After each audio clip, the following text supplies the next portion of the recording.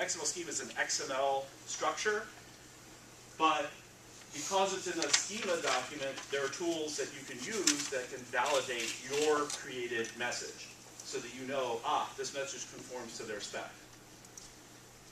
The WSDL is the sequencing of these things. It says, first thou shalt do this, and then you might do that, and then you can do this, and then if this happens, you have to do that. Okay? So WSDL is this high-level choreography thing, and the WSDLs reference the XML schemas that talk about the nature of the messages themselves. Typically, we're doing HTTP post for it, although sometimes you'll get GETs. It has a really rich environment for handling encoding. So if you're dealing with different character encoding issues, different languages, different so forth, it's built in because it's based on XML, and XML has an incredibly rich encoding support. Namespaces are fully supported, so you have all the infrastructure for that. But security is still somewhat ad hoc, so you get different implementations of security for that. Its orientation is primarily from server to server, or from a specific client to server type environment.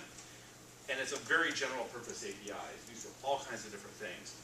JSON, on the other hand, is a much more limited structure. It was written by a bunch of JavaScript wonks who necessarily were frustrated with trying to convert XML data into JavaScript arrays, because there was no XSLT processor that performed reliably on all the IE browsers. So you had to fiddle with it. And since they were typically building MySQL, PHP on the server side, JavaScript on the client, it was much faster to just, code it up so that specific connection worked. And now people are beginning to work much harder on trying to develop the same level of infrastructure support for JSON that's available for XML, but as far as I can tell, it's not quite here yet. But this would apply. I mean, this would be. Most of the frameworks, like Dojo or MooTools and all those things, are supporting JSON through JavaScript much more so than XML. So if you're doing code at the browser level, you may want to go the JSON route. I realize I'm only speaking to some of you here, but I added this slide this morning. Just some of the tools that are out there, which were also referred to earlier. Scriptmaster is a very nice Java implementation plugin for FileMaker, and you write the code in Groovy. So if you want to do web service integration and you want to do it in a Java environment from a FileMaker client, you can use that tool. SmartPill is analogous but using PHP, so you can write your code in PHP, again, from a FileMaker client to some remote service, but that's how you can get an HTTP post, since it's not native to FileMaker. Reactor is a plugin that works at the JavaScript layer, so you can do it from within JavaScript if you want to do it that way. And Vince has Manano has a plugin called the Web Services plugin, which presumes that there's an accurate WSDL that's not too complicated. And in that case, you can, so for simple web services, it works pretty well because it's pretty much plug and play. You put your WSDL into it, it then exposes all the methods as custom functions basically within FileMaker. So you can stay entirely within a FileMaker environment, which is pretty cool. But there's some practical considerations, no matter which tool you end up using. The third-party web services implementations are often weak, and they're almost always under-documented. And in many cases, their implementation is inconsistent with their own documentation. And this is true of any standards-based anything. Because I mean, how many of you have really good documentation for the systems you deploy with your customers? I mean, I certainly don't, right? Okay, so the problem is that for most companies, if they want to support an API, the business people go, well, let's make it so that other people can talk to our system, but now we're not going to give you any time to actually, write the docs that are needed to support it. So, and it's also a painfully annoying task to do. Yes, sir? Important point. Third-party web services rarely survive upgrades. Which type of upgrade?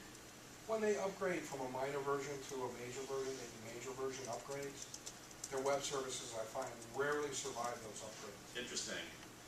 So, okay, because I'm referring here to, like, a company that built its own Yeah, web service. they Yes. build a software system. Yes, and then they and upgrade. Oh yeah, the web They don't service. upgrade the API. The API will lag months. Yeah, it won't survive the upgrade. Yeah. So you'll be down for months. Um, That service will stop because well, they're on the new version, you're still on the old API, and they don't have a new API. right. Well, and the experience. I mean, that's a really, really good point. I've run into situations where the old API is still supported, so you don't get any of the benefits of the new version. But I haven't run into a situation where they actually abandon it. That's painful. Yeah. That's really painful. Anyway, then you have all these other, human factors that apply in these sorts of environments. So here's this is something that I think is relevant in this context. And I've had this happen now half a dozen or more times. There'll be some FileMaker organization where they decide, they're doing their thing, right? Their FileMaker group is just doing their thing, but they do business with some big other company. Could be client, could be vendor, could be partner of some sort. These guys decide they're going to start some new IT initiative to develop this web service, and all POs are going to go through this thing, or all invoices are going to come through this thing. And they basically mandate that these other companies participate or not play, right? It's sort of a top-down decision. So they make this decision, the IT manager gets involved to run the team, they have project managers that they handle it, and the developers at this level, may or may not know a lot about web services because this is a relatively new technology, so they bring in some third party or they hire some guy to do it. And they build the thing and then this guy leaves. All right, now they got this thing that nobody really completely understands. You've got non-technical people kind of sort of talking to each other about getting it done. It works its way down. And then someone like us gets it, and we've got to figure out what the hell we're going to do with this thing. All right, so then you contact someone like me, maybe, to do this, or you learn it yourself. And you may be far down the trail before you realize that what this guy did is broken. Okay, but no one here understands that it's broken because they don't understand, because he told him it worked, he told him it worked, he told her it works. So I have found showing this picture to these people at the beginning of the day can save a lot of grief down the road because, and if it's well documented, if they're WSDLs and if they're so forth, then you can say, well, look, my code validates to their WSDL. I don't know why it's not working live. Okay? And we'll talk about some other issues here. All right, what else to do to minimize the risk? So the first thing is to verify that the documentation is complete, current, accurate, as up to date as they can make it, and actually being used. And this is very hard. This is incredibly hard information to get access to. And it's mind-boggling because that's the whole point of really going this direction from my perspective, and yet it's not implemented very widely. The other thing you can do if you're getting involved in implementation is to really work up front to identify all your development, staging, production, et cetera, environments, get all your credentials. It might take weeks to get credentials on some of these things, so you have to start that process early. I'll tell you the story from a few years ago. A couple of years ago, I did this project for Coke, and I thought, well, okay, we got a dev environment, we'll have a test environment, and then production will be a pain because we'll have to deploy to this cluster, and it's going to be this big process. This was not a FileMaker project, but it turned out that their staging environment was also a giant cluster, which meant anytime I made a change in development and I actually wanted to have anyone test it at all, it had to go through like a 24 to 48 hour process before the code was visible on the staging server, which meant you make one syntax error, it's 24 to 48 hours before you can test if it still works, which I hadn't budgeted for in our project. So that was an interesting lesson. As best you can, get your guys to get you some real-world test data. The reason I have this HTTP versus HTTPS environments issue is because often test and dev and test will not be HTTPS, they'll be HTTP, but production will be HTTPS.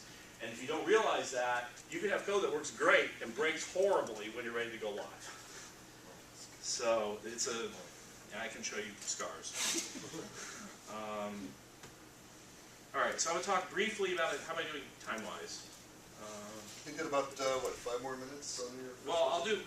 My next topic is custom functions. So I'd like to take about 10 more minutes on this and then maybe eat the time on that, if that's okay. 10 minutes? 20 minutes? I mean, I'll take as long as you guys, it's not really up to you. If you want me to talk more about web services and custom functions, I'm happy to. So two particular issues.